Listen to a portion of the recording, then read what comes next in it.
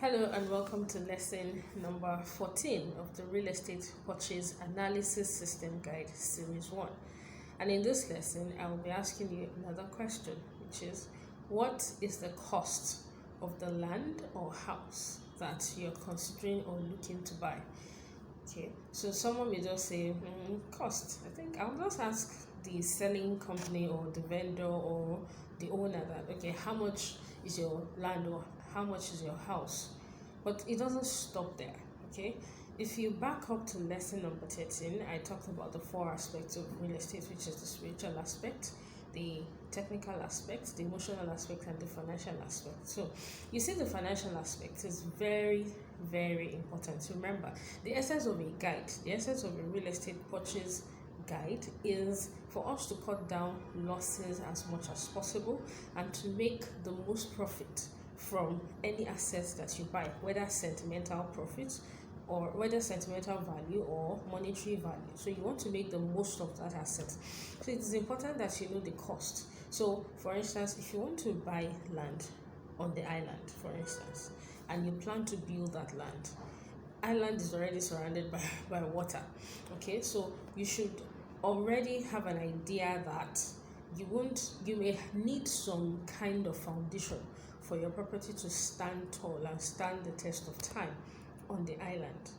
Okay, and when you build in places like that, there's also what we call house settling. Okay, so and sometimes when the house settles, there are cracks and you don't want to continue to live with those kind of cracks, right? So all these things are costs that you should factor in even before taking the step.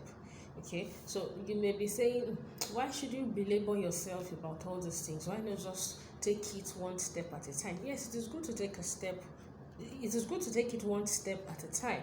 However, you don't want to start a journey and in the middle of it, you find out that, you actually need more than you bargained for. Okay, so and the way real estate is designed is such that once you start spending money, you feel, I don't want what I'd spent previously to go to waste. So you spend more. And this is one tactics that the Omonile, if you have had dealings with Omonile, this is one tactics that they use. Because they know that you have paid some amount, they say, you know what, this family just suddenly came up and say this, that. You know what, just pay them something small. We'll just give them some money and that would be the end of the trouble. Okay. Then another party comes, they regroup themselves again and they say, these people, just give them a little. You have come this way, you have come this far, and you don't want your money to go to waste. So they keep doing that till by the time you put pen to paper and you calculate, you're wondering, oh my God, I've spent this much already. Okay, so why not try as much as possible to capture all those costs here and there, even when they're not telling you some costs. And this is why this guide is good for you. Okay, when they are not telling you some costs, you ask.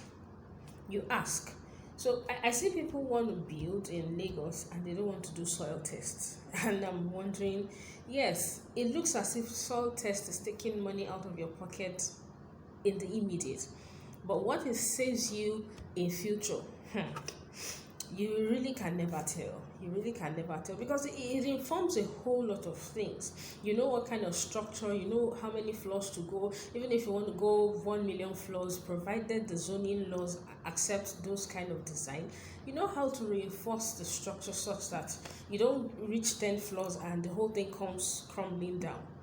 Okay, or you don't reach 8 floors and the ministry is coming after you to say, you have contravened some laws and so on and so forth. So for whatever purchase, be it a bare land or a standing building, you need to know what your costs are. You need to calculate all of your costs. Put pen to paper. We have designed a program called Figure the Cost, and it's taken from one of my favorite real estate scriptures, found in Luke 14:20, where Jesus was talking to his disciples and he said, who amongst you wants to build a tower and will not first sit down to count the cost and see if he has enough to finish it? Now this is our Jesus, like talking to us and talking real estate terms. So he says, you want to build a tower that it's okay for you to, first of all, it is wisdom for you to actually first of all sit down and count the cost. He didn't say jump into the street first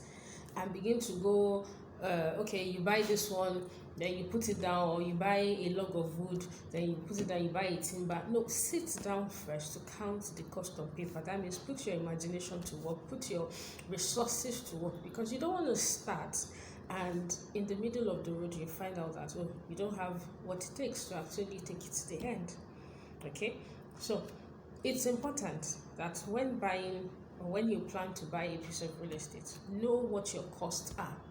Know what your costs are. Capture every cost possible: the spiritual cost, the emotional cost, the technical cost, the financial cost. Okay, speak to as many people as you can. Okay, speak. If in the previous videos I've talked about how we over the years have been able to form and build these relationships that we can get some of this cost, genuine cost. Of course, while we understand that the value of building materials and the value of services keep changing every now and then, you can still have an idea, you can still have a guide such that you know what you're getting yourself into, and when you get stuck, you know just what to do to get out of it.